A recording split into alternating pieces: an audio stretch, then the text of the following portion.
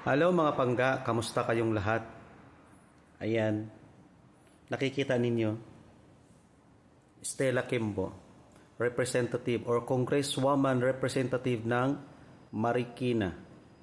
Ano nangyari sa iyo, ma'am? Sige ka, kikidlatan ka kung ayaw mo magpakita kay sa Supreme Court. Anong gusto mong gawin? Ang Supreme Court ang punta sa iyo o ikaw ang pupunta sa kanila at magpaliwanag ka? So, ibig sabihin, isa lang ang ibig sabihin yan. Kapag ayaw mong pumunta, so, may mga anomalya talaga na ginagawa ka. O, diba? Ikaw kasi masyado kang paipali, masyado kang atat na atat.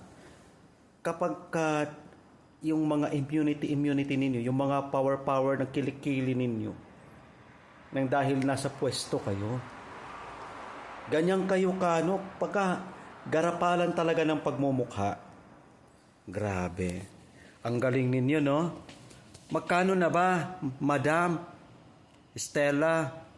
Hindi mo ba naunawaan ang mga mamamayang Pilipino na naghihirap ngayon? Ikaw nagpakasasa ka sa kayamanan ng mga tao o mamamayang Pilipino na halos buwan-buwan or every 2 weeks nagbabayad ng tax. Adaming binabayaran, ang laki-laki ng mga binabayaran namin. Pero ikaw, anong ginagawa mo? Nakaw pa more.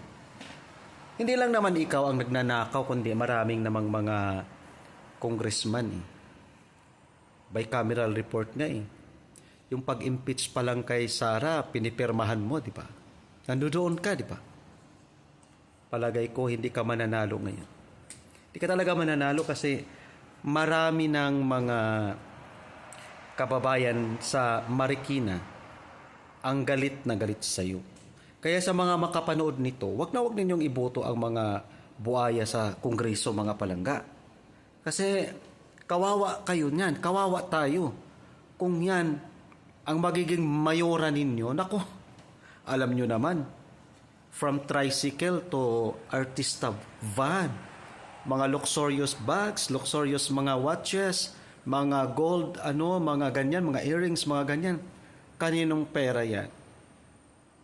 Kasi isa lang ang tanong dyan sa iyo, Stella. Kapag pumunta ka ng Supreme Court na 3 araw yun, no? Isa lang ang tanong ng Supreme Court sa iyo yan. Maniwala ka sa akin o sa hindi. Yung kasuotan mo, yung tindig mo, yun ang itatanong talaga sa'yo. Magpasa ka ng salin mo. Siguro, 3 kayo niyan, si Marcos, si Romualdez, ikaw Stella, ayaw mong magpakita sa Supreme Court. Kasi talaga naman, dire-diretso ngayon ang usapin.